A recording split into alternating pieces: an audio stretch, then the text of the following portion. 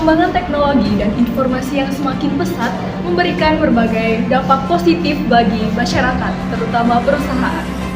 Namun, perkembangan teknologi yang semakin pesat tersebut juga dapat memberikan dampak negatif, yang mana hal ini dapat mengakibatkan perusahaan bersaing secara tidak sehat.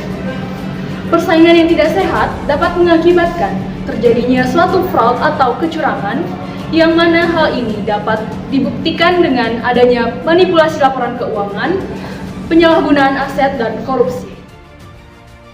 Assalamualaikum warahmatullahi wabarakatuh. Perkenalkan, nama saya Rivaldo, dan ini rekan saya Aldo Dinanariza, dan ini rekan saya Fitri Tabirani. Kami merupakan dari tim A2F, perwakilan dari Universitas Negeri Padang. Pada kali ini kami mengikuti cabang lomba audit investigatif yang membahas tentang salah satu kasus dari divisi IT memberi satu set hard drive yang mana tidak sesuai dengan spesifikasi yang telah ditetapkan oleh perusahaan, salah satu perusahaan perbankan. Dan kami sini akan menjelaskan bagaimana teorinya dan bagaimana langkah-langkahnya untuk mengungkapkan apakah memang ada atau tidaknya kasus fraud yang terjadi pada kasus tersebut.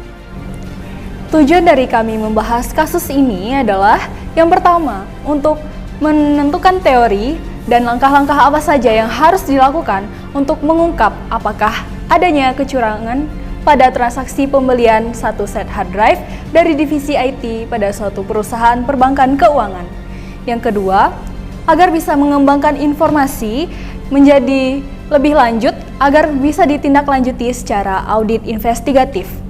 Dan yang ketiga, agar dapat menentukan apa saja hipotesis yang ada dan menentukan apa saja program auditnya. Tindakan kecurangan atau fraud merupakan salah satu hal yang menjadi musuh utama bagi seorang auditor. Karena tindakan ini dapat memberikan keuntungan pada salah satu pihak saja, tetapi dapat merugikan pihak yang lain. Fraud atau kecurangan merupakan tindakan yang disengaja atau secara sadar dilakukan oleh pelakunya untuk mendapatkan keuntungan dengan cara yang curang atau licik. Oleh karena itu, seorang auditor harus mampu mengungkapkan agar setiap transaksi yang terjadi di suatu perusahaan terbebas dari kecurigaan fraud ataupun kecurangan. Untuk membuktikan ada atau tidaknya kecurigaan fraud ini, maka kami menggunakan dua teori. Yang pertama, yaitu fraud tree theory, yang mana pada teori ini, kecurangan dibagi atas 3 jenis. Yang pertama, corruption. Yang kedua, asset misappropriation, yang mana terbagi juga ke dalam 2 jenis, yaitu cash dan non-cash. Dan yang ketiga adalah fraudulent elements, yang mana juga terbagi ke dalam 2, yaitu financial dan non-financial. Selanjutnya, teori kedua yang kami gunakan yaitu fraud diamond theory. Fraud diamond theory ini dikembangkan oleh David T. Wolf dan Dana R. Hermanson pada tahun 2004. Fraud diamond theory ini adalah sebuah bentuk penyempurnaan dari fraud triangle theory yang dikembangkan oleh Kresse pada tahun 1953. Adapun elemen-elemen yang terkandung dalam fraud diamond theory, yang pertama yaitu tekanan atau pressure. Elemen kedua yaitu kesempatan atau opportunity. Elemen ketiga yaitu kemampuan atau capability. Elemen terakhir yaitu rasionalisasi.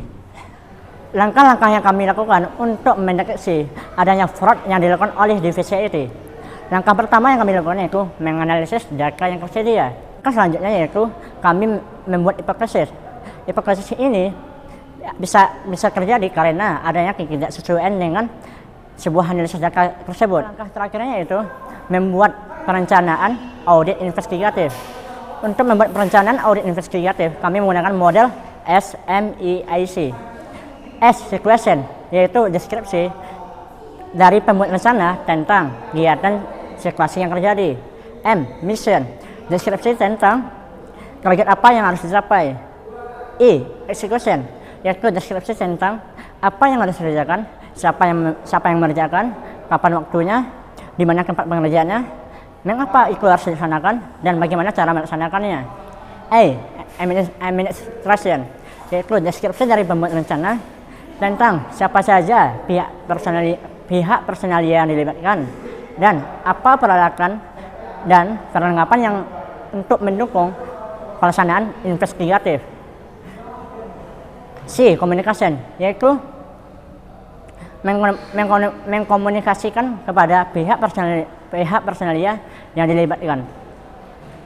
Untuk mengembangkan kasus ini agar bisa dilakukan audit investigatif, maka kami melaksanakan 6 tahapan. Yang mana tahapan pertama yaitu mengidentifikasi pihak-pihak yang kemungkinan terkait dalam kasus ini. Pihak tersebut antara lain yang pertama yaitu adalah supplier ataupun vendor dari hard drive itu sendiri. Yang kedua yaitu dari petugas dari divisi IT. Yang ketiga yaitu dari manajemen penerimaan. Yang keempat yaitu dari manajemen keuangan. Lalu langkah yang kedua yaitu memetakan aliran transaksi. Memetakan transaksi yaitu mengidentifikasi setiap tahapan mulai dari pembelian sampai ke pembayaran. Apakah dari setiap transaksi tersebut apakah sudah aman pengamanannya atau masih ada kesempatan untuk seseorang melakukan kecurangan dalam tahapan tersebut. Kemudian mengumpulkan bukti-bukti atau dokumen setiap tahapan tersebut. Lalu yang ketiga yaitu menganalisis motif. Apakah dari divisi IT membeli satu set hard drive ini dari supplier lain? Apakah motif yang ia gunakan? Apakah motif yang melatar belakanginya? Apakah itu dari motif finansial ataupun dari tekanan ataupun ada kesempatan ataupun hubungan kekeluargaan atau nepotisme? Kemudian tahapan yang keempat yaitu mengumpulkan bukti-bukti yang mendukung. Bukti-bukti ini dapat berupa dokumen ataupun bukti CCTV ataupun transaksi atau transkrip percakapan, baik itu dari divisi IT maupun dari suppliernya atau dari vendornya. Kemudian yang kelima yaitu melakukan koordinasi dengan pihak-pihak yang terkait. Pihak-pihak yang terkait ini yaitu berhubungan dengan internal perusahaan, baik itu dari atasan ataupun dari auditor internal dari perusahaan tersebut sendiri ataupun dari pihak yang berwenang jika itu diperlukan. Kemudian yang terakhir, langkah yang terakhir yaitu menyusun perencanaan audit investigatif. Baiklah, berdasarkan dua teori yang kami gunakan yaitu fraud tree theory dan juga fraud diamond theory, maka kami memiliki 5 hipotesis untuk membuktikan apakah ini benar fraud ataupun tidak. Yang pertama, kami menduga bahwasanya satu set hard drive yang dibeli oleh divisi IT ini memiliki kualitas yang berada di bawah standar dari perusahaan. Kami menduga bahwasanya kualitas ini tidak sesuai dengan spesifikasi yang telah ditetapkan oleh perusahaan. Maka untuk membuktikan apakah hipotesis ini benar atau tidak, maka kami menyusun 2 program audit. Yang pertama, kami memanggil seorang ahli IT yang benar ahli di bidangnya untuk menguji apakah satu set hard drive ini benar-benar kualitasnya sama dengan spesifikasi yang telah ditetapkan oleh perusahaan atau tidak. Yang kedua, kami membandingkan kualitas ini dengan harganya. Apakah kualitas yang diberikan oleh divisi IT ini, satu set hard drive ini memiliki harga yang sesuai dengan kualitasnya atau tidak. Kedua, kami menduga bahwasanya ada prosedur pengadaan yang dilanggar oleh divisi IT. Hal ini perkuat bahwasanya satu set hard drive yang dibeli oleh divisi IT memiliki alamat yang tidak sesuai dengan vendor yang telah ditetapkan oleh perusahaan. Maka untuk membuktikan apakah ini benar, maka kita menyusun program audit. Yang pertama yaitu melakukan analisis dokumen. Kita mencek seluruh dokumen mulai dari tahap pemilihan hingga pembayaran. Apakah benar-benar dokumen ini membuktikan bahwasanya divisi IT benar-benar membeli satu set hard drive yang telah ditetapkan oleh perusahaan atau tidak. Yang kedua, kita memastikan bahwasanya apakah ada pihak lain yang terlibat dalam kasus pengadaan ini. Hipotesis yang ketiga yaitu vendor yang tidak capable. Kami menyusun program auditnya yang pertama yaitu dengan menganalisis dokumen, yaitu dengan menganalisis voucher transaksi dari transaksi tersebut. Yang kedua, mempersiapkan daftar pertanyaan yang akan diajukan, lalu ketika mengajukannya menggunakan teknik interogasi. Akhir, kami menduga adanya pembelian fiktif. Hal ini diperkuat dengan voucher transaksinya, yang mana untuk alamat vouchernya tersebut berada di area residensial di luar daerah Jakarta.